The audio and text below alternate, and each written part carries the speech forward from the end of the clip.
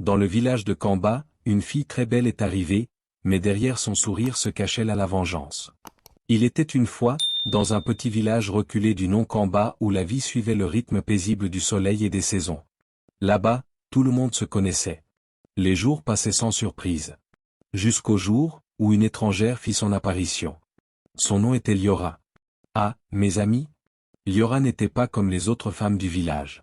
Ses longs cheveux brillaient comme de la soie, son teint rayonnait comme la lune, et ses robes étincelaient sous le soleil. Quand elle marchait, tout le monde se retournait. Les jeunes filles l'admiraient en secret, et les hommes, eux, étaient comme hypnotisés. On se demandait, d'où vient-elle? Qui est-elle vraiment? Mais Liora ne disait rien de son passé. Elle avait acheté une petite maison à la lisière du village, et vivait seule, mystérieuse, élégante, inaccessible. Les rumeurs commencèrent à courir. Certains disaient qu'elle était une princesse déchue, d'autres une riche veuve.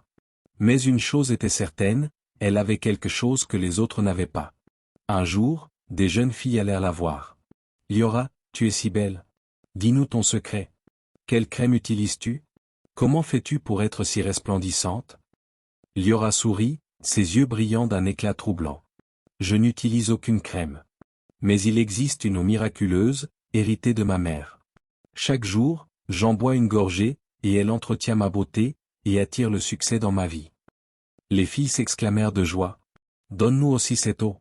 Nous voulons être ressemblés. » Alors Liora leur tendit un petit flacon. « Buvez, mes chers amis, et que la beauté et la richesse vous trouvent. » Elles burent sans hésiter. Et bientôt, la nouvelle se répandit dans Touaneke. Hommes, femmes, jeunes, vieux, tous se pressaient chez Liora. Chacun repartait avec un flacon. Et chaque fois que quelqu'un buvait, le sourire de Liora s'élargissait, mais derrière ce sourire, il y avait quelque chose de sombre.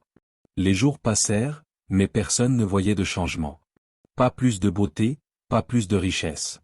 Au contraire, chaque nuit, ceux qui avaient bu faisaient d'étranges cauchemars.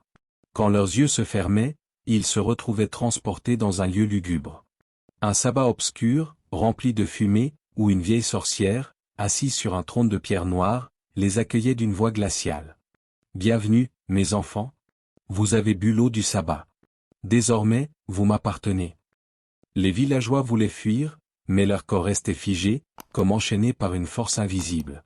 Chaque nuit, leurs âmes étaient arrachées pour servir ce royaume de ténèbres. Et pendant ce temps, dans sa belle maison, Liora riait doucement devant son miroir. « Oui, ma mission s'accomplit. Bientôt, ce village sera à moi. » Amaya, la jeune fille méfiante.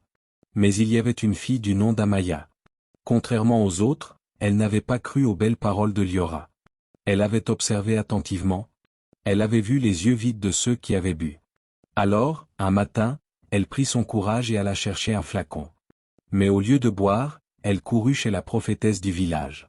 Cette vieille femme, respectée et crainte, prit le flacon, pria, et soudain, le liquide devint noir comme de l'encre, dégageant une puanteur de soufre. La prophétesse s'écria. « Ce n'est pas une eau miraculeuse, Amaya. C'est une potion d'asservissement. Liora est une sorcière, liée aux ténèbres. » Amaya, terrifiée, demanda. « Que devons-nous faire ?» La prophétesse leva son bâton. « Nous devons l'exposer devant tout le village. » Alors Amaya et la prophétesse se rendirent chez Liora. En chemin, les villageois intrigués les suivirent. Devant sa maison, Liora les accueillit avec son sourire charmeur, mais la prophétesse frappa le sol de son bâton. « Assez de mensonges. Par la puissance du Très-Haut, révèle ta vraie nature. » Et soudain, l'illusion se brisa. La belle Liora disparut. À sa place apparut une vieille sorcière hideuse, au dos voûté, aux yeux vides et aux dents brisées, Mara. La foule hurla d'horreur. Et Mara éclata de rire. « Oui. Mon vrai nom est Mara. Jadis, j'étais de ce village, mais vous m'avez banni. J'ai trouvé refuge dans le royaume des ténèbres, et aujourd'hui je suis revenu, pour me venger. » Elle raconta comment chaque gorgée d'eau avait enchaîné les âmes du village. « Désormais, vous êtes tous à moi. Même si vous me tuez, vos âmes resteront prisonnières du sabbat. » Alors la prophétesse cria à la foule. « Tous ceux qui ont bu, tombez à genoux et renoncez à cette alliance maudite. » Un à un, les villageois s'effondrèrent en larmes. « Je renonce. Je n'appartiens qu'à Dieu. » La terre trembla. Une lumière éclatante descendit du ciel. Mara hurla, son corps s'embrasa, et elle fut consumée en cendres. Le vent se calma. Le ciel s'éclaircit. Et le village fut enfin libéré. Depuis ce jour, les habitants de Kamba n'oublièrent jamais cette leçon. Ne jamais envier la beauté ni la richesse des autres, car on ignore toujours quel prix a été payé pour les obtenir. Merci d'avoir écouté cette histoire. Si vous l'avez aimé, abonnez-vous, laissez un pouce, et activez la cloche pour ne pas manquer les prochaines.